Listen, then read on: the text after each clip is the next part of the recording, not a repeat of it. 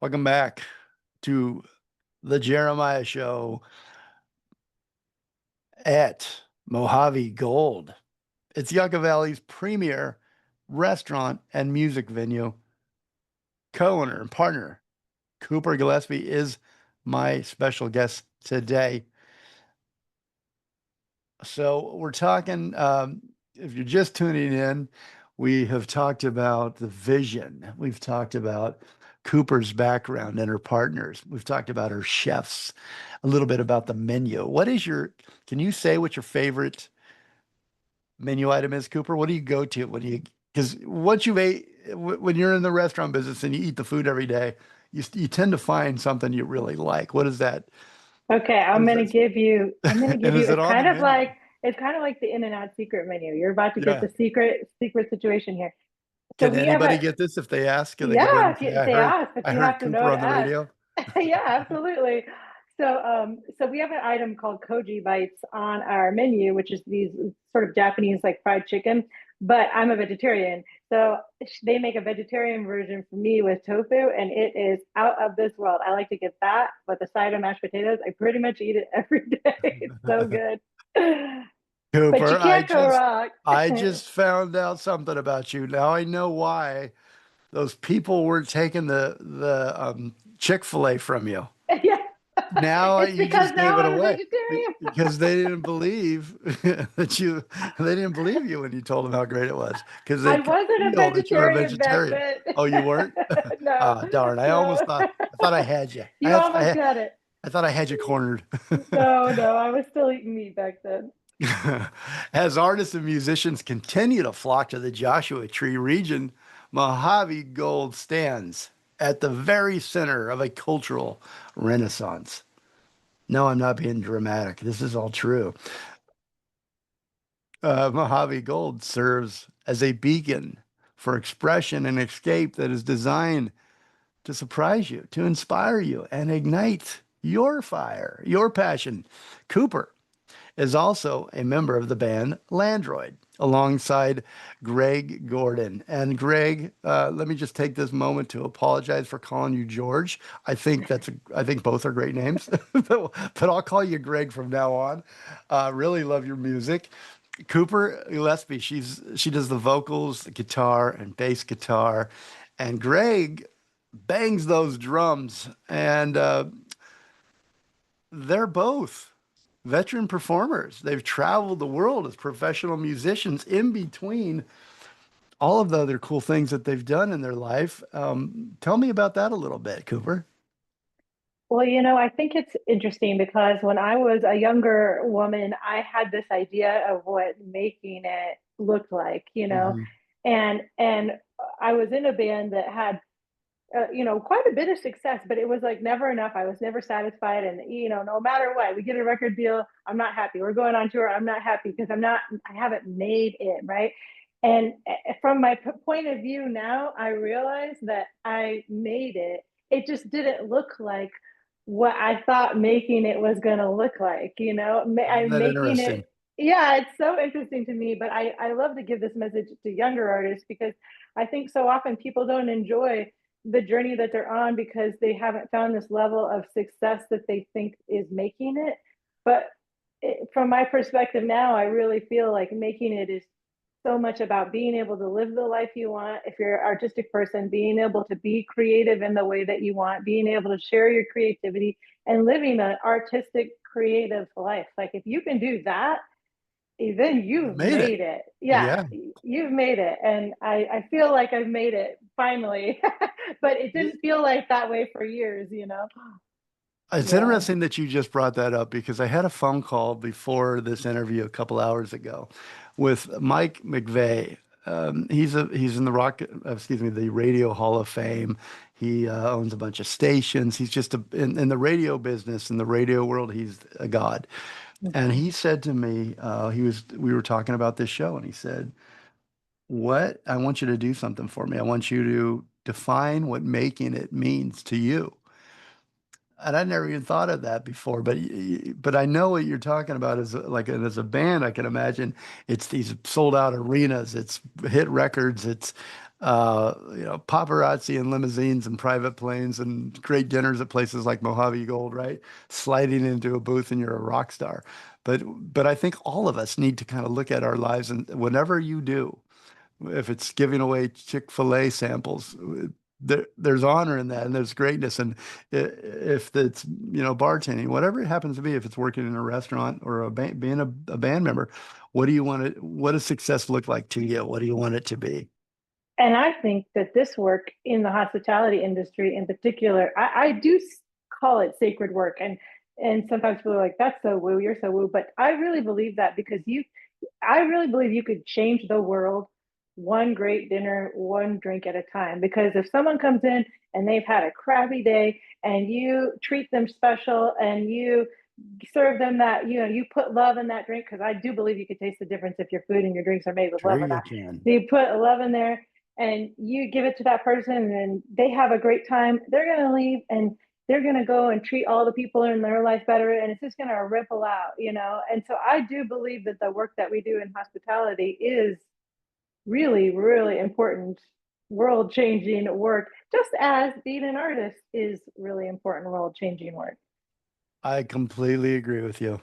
And everybody should work in a restaurant at some point of their life, and you'll see what we mean and what we're talking about. But you're right. It's a micro world. It's a micro culture of the bigger culture, Mm-hmm. and and how do we treat each other, how you get fed, what you drink, the relationship across the table.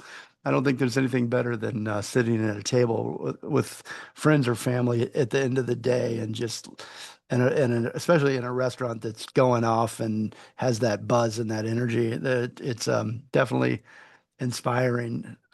So so you traveled, you played all over the world. How did you form Landroid? So Greg is my husband. We're just partners and everything.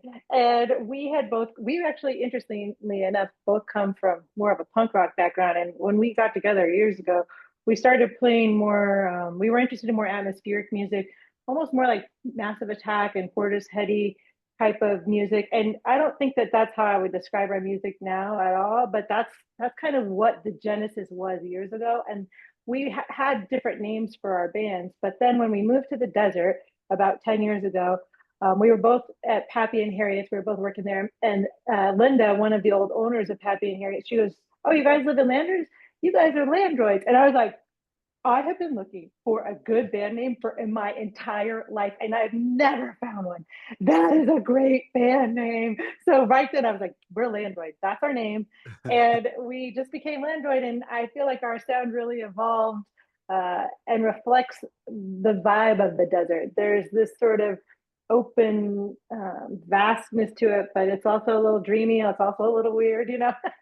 I feel like Landroid definitely reflects our environment. Well, okay, so to remind everybody, and especially if you missed this in the beginning, you live in the wait a minute, what's it called now again? Landers. We live in Landers. Landers. I was going to call it Yeah. land. I was going to call it Landroid. Landroid. Landroid land. Yeah. Landroid land. You live in Yeah. Landroid land. There's Yeah. only a couple thousand people that live there, and Yeah. and you said you're a desert band. What does that mean conceptually? I think it means that we are, when we create the environment that we live in here is such a big part of the music. The purples and pinks and grays and these silvers of the mountains, the stars, the animals. There's this cosmic soup that we live in, this mystical energy, and I feel like that comes through our music. It's almost like the creation of the music is sort of a response to our environment. So yeah. I love this. And nearby, you've got the giant rock vortex where it's believed that the Earth's magnetic energy lines intersect. That's Mm-hmm.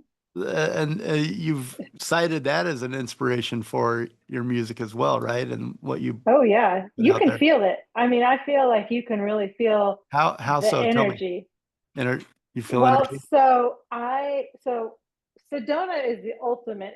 Uh, like when I'm in Sedona, I can feel my hair literally standing on end. I don't know what's going on there, but there is some serious energy there. It's not like that. It's not as intense as Sedona, but you do feel this, I don't know, it's like a cosmic energy. I don't know how else to describe it. It sounds so woo woo, but that's what it is. You just, and No, I believe you. I maybe believe it's it. like the connection to nature. We live so much. I got little bunnies I talk to every day. I got a mourning dove who lives up in my eave. I see the snake. I'm like, hey, Mr. Snake. We have all these animals everywhere, and we're like, we all live together, and they're like, I don't want to say they're friends, but I do know the roadrunners. We call them Billie Jean. We have two roadrunners that run around our property, and so there is this like deep connection to the earth, but there's also this otherworldliness. They used to hold the UFO conventions out there at Giant Rock, and there's a lot of stories of people having encounters and things. And I've never had an encounter, but I do feel this cosmic connection with, I don't know, outer space, the galaxy. I'm not sure what it is, but there's a vibe here for sure. And if you Yeah. come here, you'll feel it. Well, it's just like I don't I know when you talk about it and when people talk about stuff like this that you can't explain really, but it's just there. You can feel it. It's just the same to me as what you just described when you put love into a drink or a dish at the restaurant.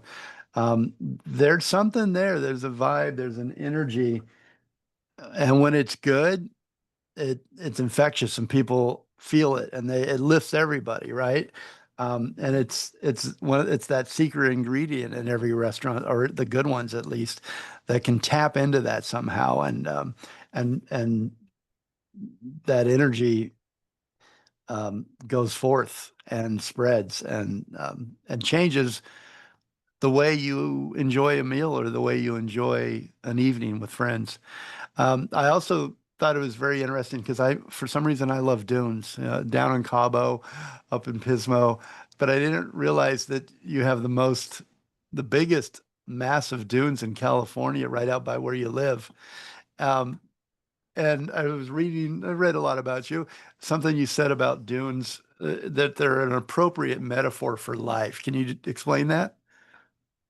Yeah, I mean, I think that life, the only constant is change, right? The Everything is impermanent, and you can try to hang on to things and make them permanent, but they just never will be. It's like sand passing through your fingers, and the dunes are kind of like that. They're always changing and reshaping, and they're always beautiful. I mean, there's always, but they're not ever going to be the same twice when you see them. Hmm. And I feel like that's how life is. It's whatever season you're in.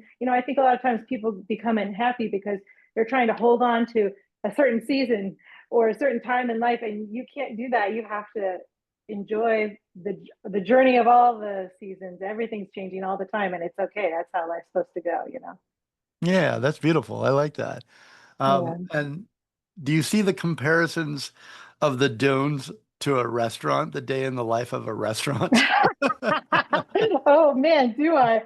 Yeah, I mean that is one of the most fun things about the restaurant business, right? That nothing is ever the same day to Nothing. day. You're gonna get different customers, different amazing things happen, different issues you got to figure out how to deal with.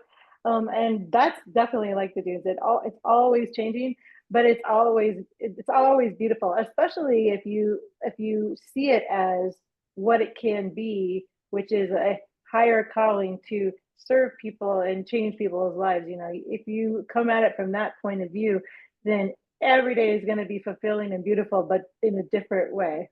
Yeah. And you benefit from that as well. Well, grimy goods, they said of Landroid. Landroid split the difference somewhere between Pink Floyd and the Beach House. I liked that. And I also like this quote that um, Landroids recommended if you like is more like a recommended if you've lived. I like that. It's a list of inspirations and influences that read like whole lifestyles unto themselves. All right, let's talk a little bit more about the music now Mhm. at Mojave Gold. You mentioned her in the beginning, your talent booker Liz Garo. Mhm. Tell me a little bit more about her and what's the concept, the vision, what's the goal in booking music acts at the venue?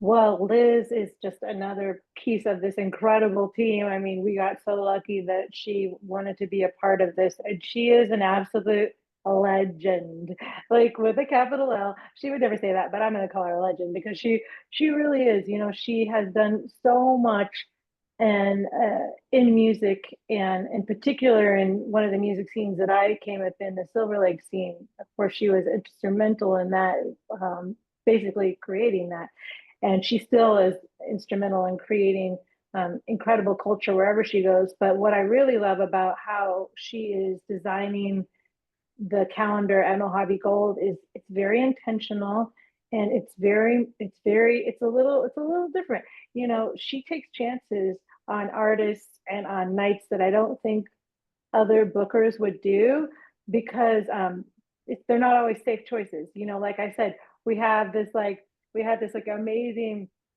you know, pride drag show right next to a throw rag, like a hard, you know, a great punk rock show, you know, right next to this like cowboy dance night, you know, and it's like it's all very eclectic, but it's all really cool.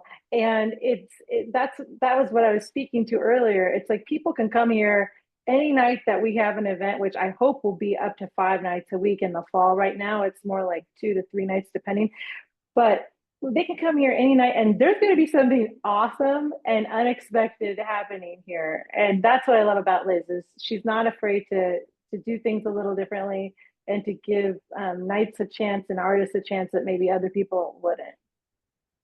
When you come from the bar world and the, creating cocktails, which is really similar these days to a chef, what they do in the kitchen with their ingredients. No doubt, I'm sure that you have conversations with the chefs and talk about what the wine list looks like, how that can complement the menu from the kitchen. Same with cocktails, right? Beers. You have these conversations with your chefs to complement what they're trying to accomplish with the food menu. Does that does that translate to the music that you choose, or you know what I 100%. mean? Does it pair in a way? Is there some sort of a through line there, or is it more eclectic on the music side, more you never know what you're going to get kind of thing? It's not, I wouldn't say it's like, oh, so wild. Like you're probably not going to see a death metal show, you know, like there's things that just aren't, that you probably wouldn't see, although I'm not saying it wouldn't happen. So there is a point of view about the music calendar, 100%. And I think, you know, Liz isn't here to speak, but I could say, I think one of the points of view is um, celebrating artists who are willing to take chances and also creating community. And so some of like the dance nights we have, you know, for instance, the cowboy night, or we've got a disco night coming up, and lots of those are just creating community, having a place for people to come and dance.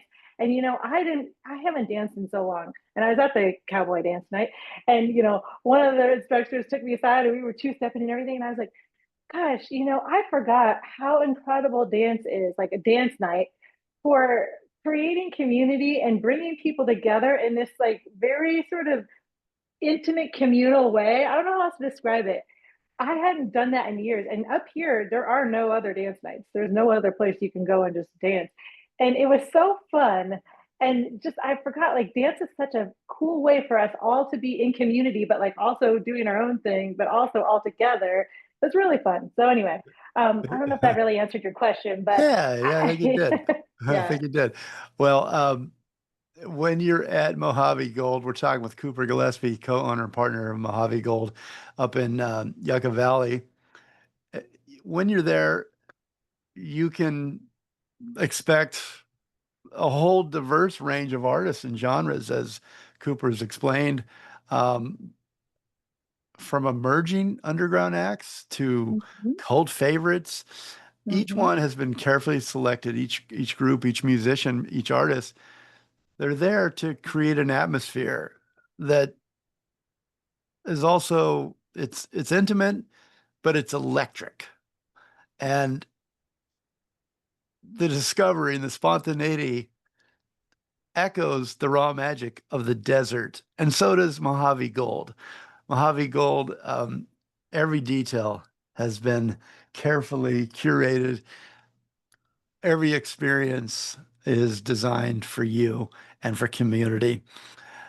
Cooper Gillespie, Yucca Valley's premier restaurant and music venue is Mojave Gold.